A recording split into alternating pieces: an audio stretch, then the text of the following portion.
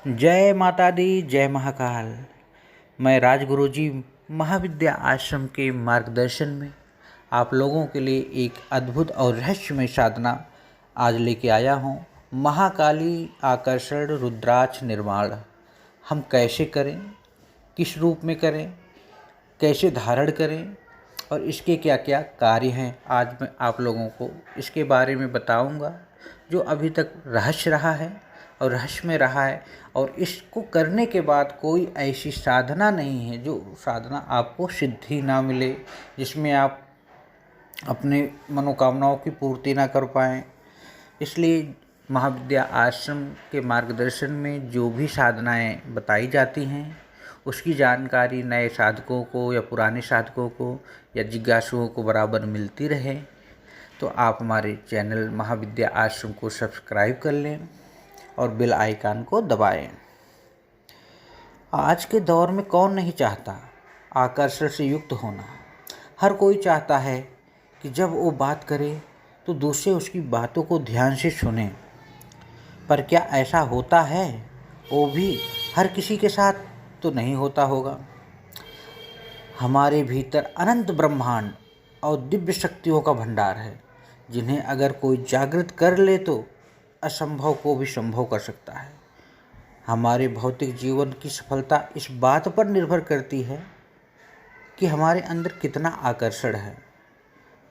मनुष्य तो क्या, आपके अंदर इतना आकर्षण उत्पन्न होना चाहिए कि जब भी आप किसी देवता को प्रत्यक्ष करने की साधना करें तो वो देवता बिना विलंब किए आपके सामने तत्काल उपस्थित हो जाए। आपकी भावनाओं को समझे, आपके विचारों को समझे, आपकी मनोकामनाओं की पूर्ति करे। जब हम साधनाएं करते हैं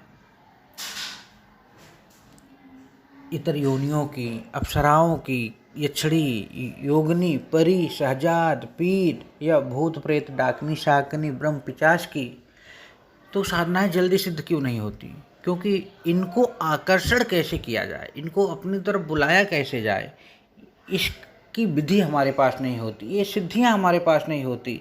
इसका कारण क्या है ये हमें पता नहीं होता। इसलिए हम जो नए साधक आते हैं वो साधना में असफल होके साधना से दूर चले जाते हैं। और जो आजकल के गुरु घंटाल हैं वो इस चीज़ के बारे में साधकों को बताते ही नहीं हैं। तो ये साधना आज हम आप लोगों के लिए लेके आया हूँ। अपने गुरु जी के मार्गदर्शन में जो भी साधनाएं की हैं वो एक एक करके मैं सबको साधनाओं के बारे में जानकारी देना चाहता हूँ, क्योंकि सब साधना में बने, सब साधक बने और अपने जीवन को, अपने लक्ष्य को ऊंचाई तक ले जाएं और अपनी जो जीवन का यथार्थ है उसको जानें और समझें और तेज़ी से आगे बढ़ें। जीवन में आकर्षण का क्या महत्व है ये तो आप जान ही गए हैं। इसके बिना आप कोई भी साधना करेंगे या किसी भी महाविद्या की साधना करेंगे तो वो साधना आपकी सिद्ध नहीं हो सकती। इसलिए हम आपको कैसे महाकाली आकर्षण रुद्राक्ष का निर्माण करें, आज हम आप लोगों को बताने जा रहे हैं।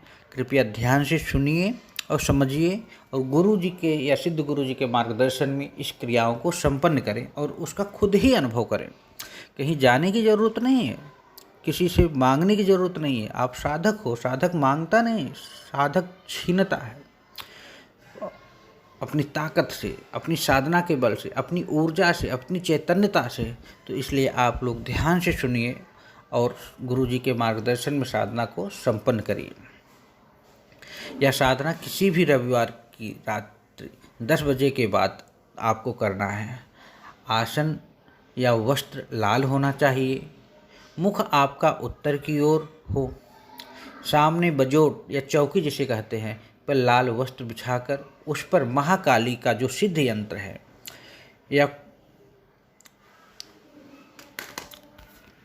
या महाकाली पारद यंत्र है तो उसको आपको उस पर स्थापित करना है।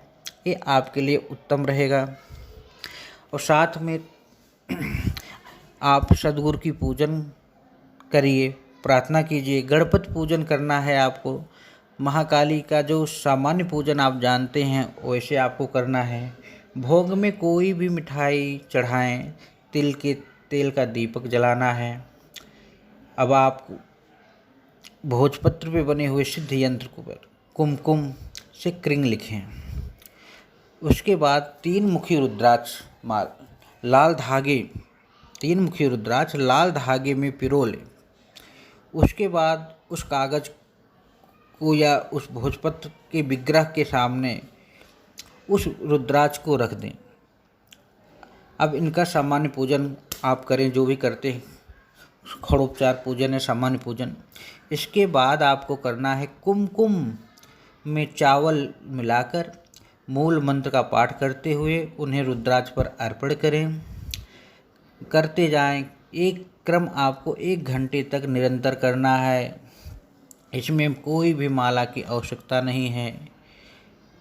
नित्य इसी प्रकार करें। यह साधना 7 दिन तक होगी। आखिरी दिन या अंतिम दिन मूल मंत्र के 108 घी की आहुतियाँ आपको प्रदान करना है। अंत में एक अनार को मंत्र पढ़ते हुए जोर से जमीन पर पटके, जिससे कि वो एक झटके में फूट जाए, और उसके बाद उसका रस दोनों हाथों में से निचोड़ कर हवन कुंड में डाल दें और इसके साथ ही अनार भी डाल दें।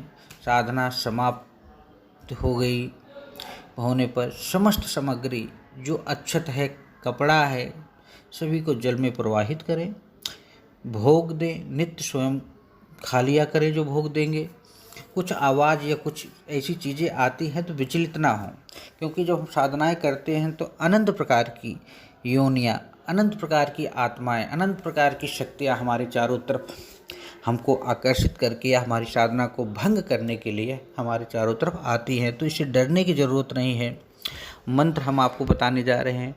ओम क्रीं क्रीं क्रीं महाकाली शरोक आकर्षणी क्रीं क्रीं स्वाहा। ओम क्रीं क्रीं क्रीं महाकाली सर्वाकर्षणी क्रीं क्रीं क्रीं स्वाहा। अगले दिन साधक रुद्राक्ष को धारण कर सकता है। विशेष रूप से यक्षिणी तथा या अप्सरा साधना में इसे अवश्य धारण करना चाहिए। ये एक दिव्य कवच है जो उनका आकर्षण करता है, और साधक यक्षिणी, योगिनी, परी, अप्सरा जैसी साधनाओं में कामयाब हो जाता है। और इस करने के बाद साधना में जान लो 75% साधना उसकी कंप्लीट ही समझो। 25% उसे बस मेहनत करनी है किसी प्रकार की साधना को करने के लिए। आपको कोई दिक्कत हो, परेशानी हो, समझ ना आए तो आप हमारे महाविद्या आश्रम या हमसे संपर्क कर सकते हैं। साधना से संबंधित कोई भी जानकारी के लिए हमारा संपर्क नंबर है 9958417249। व्हाट्सएप नंबर है 9958417249। इसी से हम आप